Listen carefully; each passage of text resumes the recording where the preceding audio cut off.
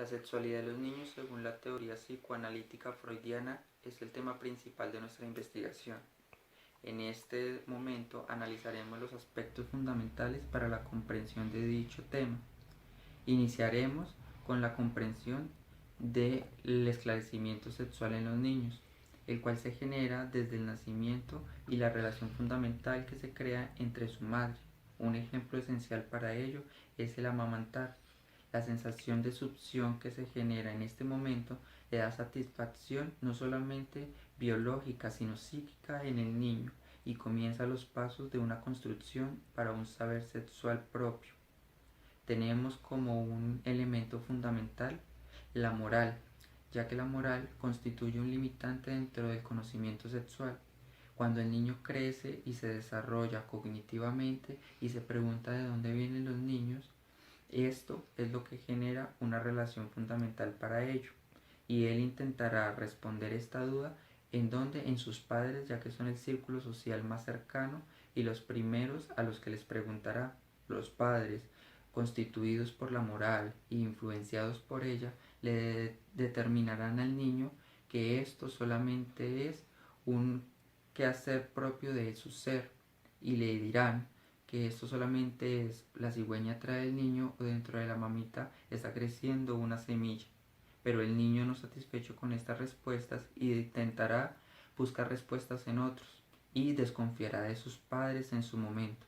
Para Freud, la infancia es esencial para la creación de represiones inconscientes, y esto es lo que genera un saber sexual propio dentro de su ser, ya que Freud identifica grandes incongruencias en la relación de la búsqueda de este ser que buscará ser inconsciente en su sexualidad, que buscará un quehacer propio dentro de su ser inmenso.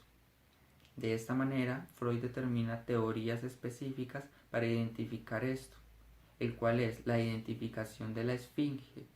Esto es que el niño se pregunta que todos los seres a su alrededor tienen el mismo significante. ¿Qué significante es? El mismo genital, que en este caso sería el del hombre, pero al relacionarse con sus hermanos y sus padres y darse cuenta que no es igual, se preguntará el por qué. Por ejemplo, una niña no tiene un pene.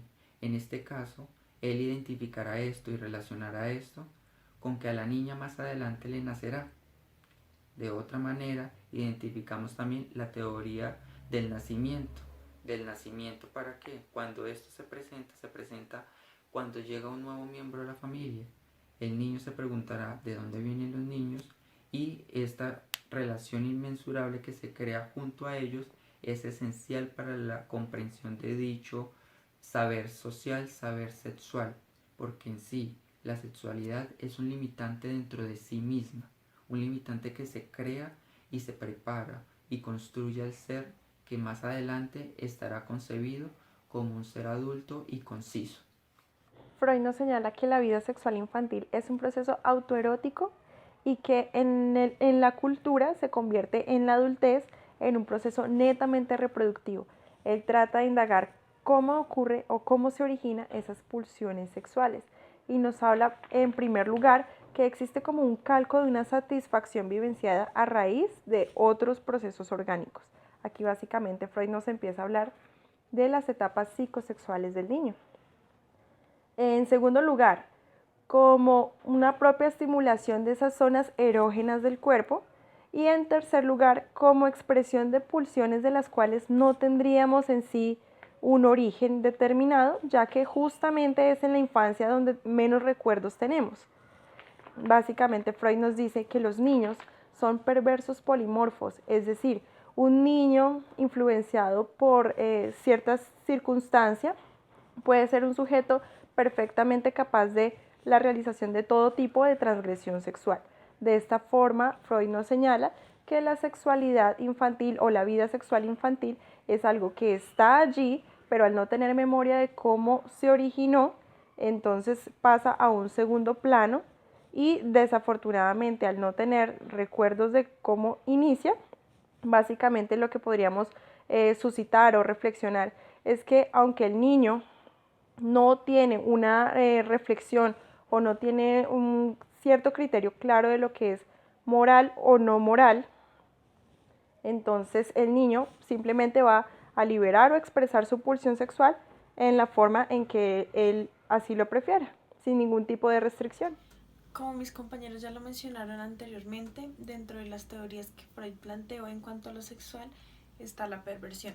Para Freud la perversión es una desviación de lo sexual, es decir, una conducta que es amoral o no es normal dentro de lo que se ha planteado como sexualidad. Freud plantea una frase que dice: una fantasía que emerge en la temprana infancia, quizás a raíz de ocasiones causales y que se retiene para la satisfacción autoerótica, solo admite ser concebida como un rasgo primario de perversión. ¿Qué quiere decir con esto Freud? Que si en la infancia el niño presenta algún evento en el que haya sido de pronto maltratado o abusado sexualmente, él de manera inconsciente no va a entender que esto es algo que le puede generar daño, pero va de cierta manera a tener satisfacción o una sensación autoerótica por la situación que está presentando. En el momento en el que el niño acepta el evento, digamos que amoral, una conducta sexual inapropiada, quiere decir que está generando perversión en sí mismo, pero lo está haciendo de manera inconsciente. Freud dice que la perversión se conserva en la infancia de manera inconsciente, como ya lo dije anteriormente, pero se ve reflejada hasta la madurez con actos de fetichismos y demás en cuanto a lo sexual, obviamente. Para Freud la sexualidad es perversa y es perversa desde la niñez y de cierta manera tiene que ver con las pulsiones. Ya sabemos que las pulsiones son las que Bretzi mencionó anteriormente, que son Eros y Tánatos. Ya sabemos que Eros es la pulsión de vida y Tánatos es la pulsión de muerte. De cierta manera la pulsión de muerte es la que genera el camino de la perversión. Para Freud la perversión no está estipulada como algo del todo negativo. Freud dice que la perversión es algo inherente en el ser humano y es necesaria para desarrollar la sexualidad. Freud también estipula que es necesaria la perversión para el buen desarrollo de las etapas psicosexuales que ya conocemos y son la etapa oral, anal, genital, fálica y de latencia. Lo malo, lo negativo viene cuando en alguna de estas etapas el desarrollo es obstruido por algún evento traumático, ejemplo, una violación a un niño. Entonces aquí la perversión ya no es solo una perversión, pero sí puede llegar a ser una neurosis que afecte el estado anímico del niño o de la persona cuando llegue a su adultez.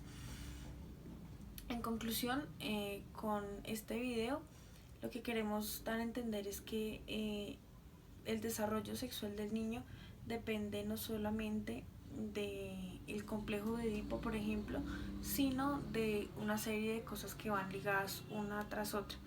También hablamos del esclarecimiento sexual. Entonces, en conclusión, el desarrollo sexual de una persona, de un niño, depende del complejo de Edipo, del esclarecimiento sexual, de cómo se maneje el tema de la perversión y algunos otros temas que Freud ya estipuló en sus tomos, especialmente en el de la teoría sexual.